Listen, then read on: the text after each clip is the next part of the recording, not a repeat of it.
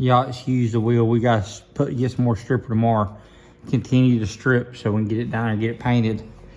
But bolt my caliper up here. That's where my caliper would be at if it was stock. So what we're gonna do, we're gonna come in here and we're gonna take that second hole. I'm gonna weld a stud to it right there. And that's gonna drop us down to where we need to be. And I'll come up here to the front and add a piece and thread it so we can bolt it through there.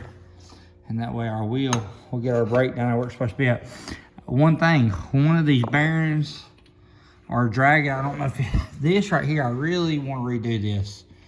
I wasn't thinking, I'd like to put a shoulder on it like that. So tomorrow I'll probably grind some off this and put a bigger washer on it, because I just don't like the way it can lock, it can fall up inside there. It just kind of gets on my nerves. Plus also you see me spinning the wheel, that axle shouldn't be turning. So it's probably that spacer inside here. I'm gonna have to make it a little wider. I'll figure it out tomorrow, no big deal. But this spacing's right, so that's gonna be pretty easy on that. So next spacing is getting this moved over about that far, so it lines up with that front sprocket up there.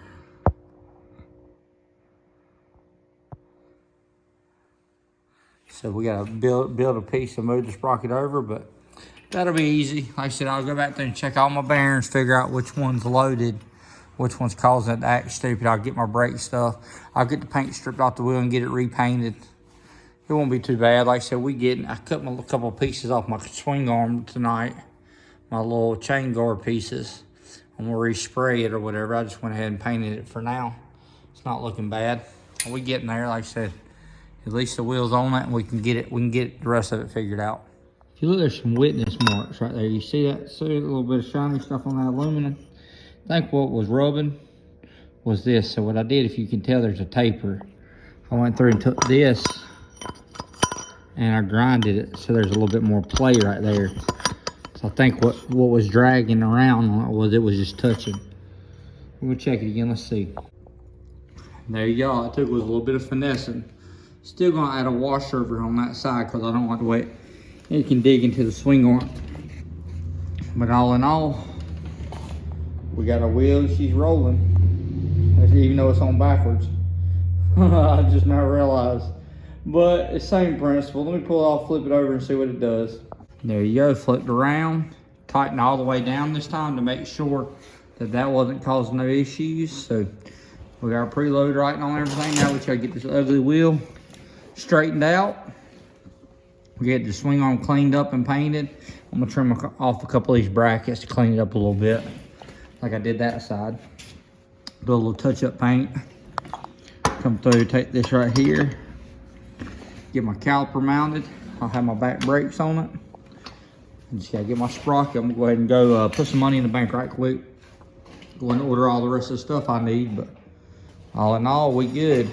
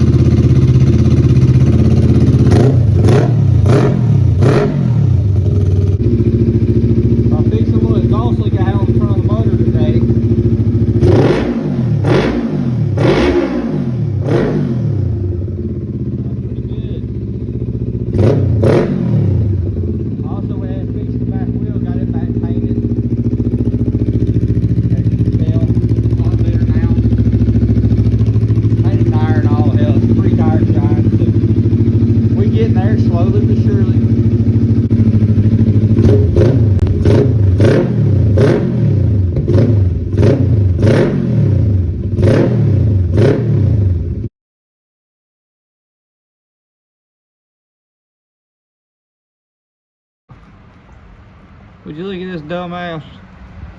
I always haul the trash. Well, today he decided to haul the trash. I'm in here working. I hear the trash hit the ground. Look at him.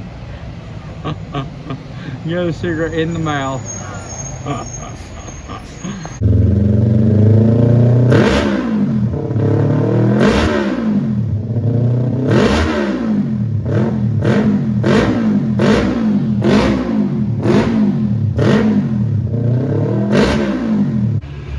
Anyone ever wonder what a set of injectors look like when you clean them? wash this thing out about every time I use it. And this is my old. I keep some new stuff here to clean with. And this is my old. And you can just look how nasty that stuff is. So I'm gonna drain this out, clean that tank out again. A lot of people say they can't make ear shock work. Well, just keep in mind, not everyone with a stethoscope is a doctor, boys. Just because you got the tools don't mean you can do the work. All right, now guys, it's Sunday. We finally back in here on it. All my parts should be here Monday. My water pump, my housing. This housing here has a little crack in it. I'm gonna get Jake to weld it. Sorry about that. Has a little crack right there. I'm gonna get Jake to weld it, and then I'm gonna paint it. I finally got to wash and clean the swing arm up. It looks a little better, don't it? Look at it. I grinded the little tabs over here. I also painted the back wheel, if I didn't tell you earlier. I grinded these tabs off, hit a little bit of paint, put my little gap sticker right there for them Hondas. I'm gonna get in here, I'm gonna clean this sticker off, clean a little bit of overspray I got on it. But I was able to wash and clean the motor up. Sorry guys, I had a blur on there. So I took Alan Austin, I done some work for one of his employees the other day on his truck or whatever. Alan Austin owns what's called Mean City Cycles. He's over in Maiden, North Carolina, over next to Nigel's. But this seat used to come from here. It used to come way like up, straight back. And it was about like it had a third bulge in it. It was really, if you ever look at these bikes, it didn't really swoop down. It swooped. And then this right here kind of just goes flat back. Well, he come by the other day. I said, Alan, you think you could take some foam out of this seat for me, trim it down? He said, sure. I mean, of course, that is what the man does. So he took it to work for me, trimmed it down, went through, recover, like just used the same cover, but he took about, so he took a lot out of the seat. It looks so good. So much better of a profile. It fits the bike. It looks more, I don't know, it just has a sleeker design. So I ended up taking this over to Nigel's the other day. I had a different hose on it that I didn't like. So I went over there, I had this off of an AC line. I cut it and it fit just perfect up in here. I cut the rubber loose and it fit perfect up in here. So then I had Jake weld that on to hook it up down there to give it just a little better look for the radiator. Like I said, the sprockets will be here tomorrow. I'm gonna go ahead and start working on getting the measurement, which I had taught to Philip Downing. He has a 400 swap bike, and he done this whole deal. This is where I got the idea from. This is not I mean, I've been dreaming of doing a 400 or 450 motor on my little Z, but the idea and the blueprint area, not really a blueprint, but the area, the thought process, and he sent me pictures of what needed to be done. Mine's similar to his, but it ain't exactly. They're both 400 swaps. They both use the swing arm. They both use that mid plate.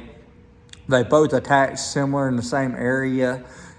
The motor, the mounting is completely different as far as like mine's more degree forward, his is more straight up and down. The gas tank's cut a little bit more, and it has an external fuel pump, I believe, because where he mounted his for his throttle bodies, they come up and hit the tank how high it is. But like I said, they're very, very similar. But y'all go check him out on YouTube. His channel is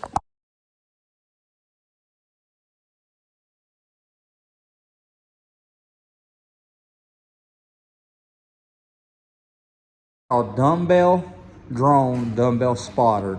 He's got this little invention that he invented for weightlifting or whatever. He's a gym rat. So he has this machine. He actually has Devin Lariat, the arm wrestling champion or whatnot. If y'all don't know who Devin Lariat is, go check him out too. But Devin Lariat was using the machine. He just hit a bunch of views on it. But he's a real good dude. But I got a lot of the ideas from him as far as this, where we set the bike up and stuff.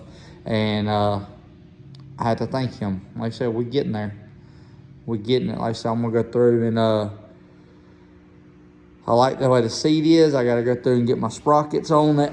I gotta get back here and start measuring out and get the idea about where my change on line about. I asked him earlier, I said, well, how far does your sprocket from the inside of your swing arm to your sprocket, where does it wind up at? I think he said 13 millimeters.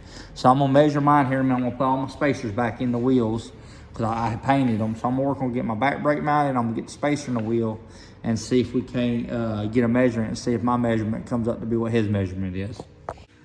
Figure out that you see this spot's going. So we got the 57. I got that thing fired up, got it running. Super nice car, was sounding good. Sat back here, was about to do a video on it, and the motor locked up in it. And I believe what had happened was when they had put the motor in the oil pan, they had gone through and they didn't put the O-ring. They didn't put the pickup in the pan, or they didn't put the O-ring on it.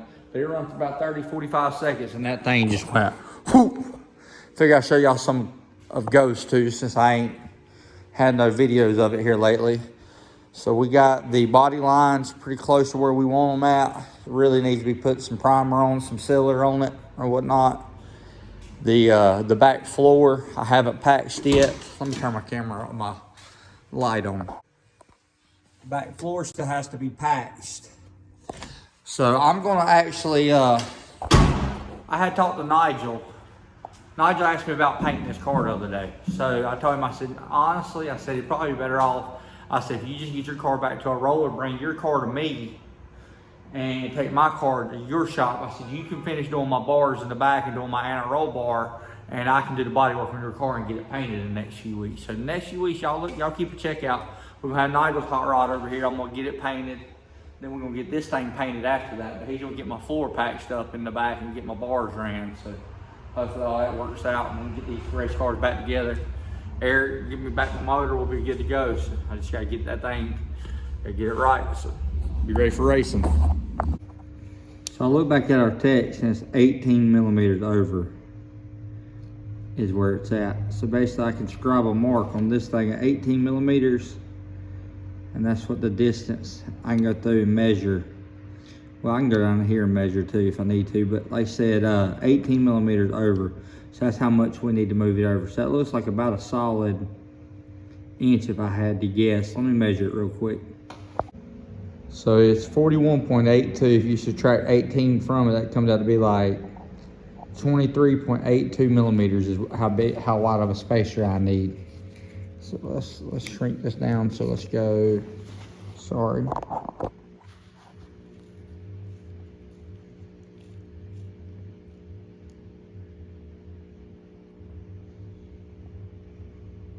Here we go. So that's how big of a spacer we need to build to get this to where we need it to be at. We need a spacer basically off this inside edge. We need that moved over that much. So let me see what I can come up with to figure out something. All right, now, well, I'm gonna take this up the road to a guy that works over at Thornburg Machine. I'm gonna see if he can build me something this week or whatnot, see if we can get this thing up and going.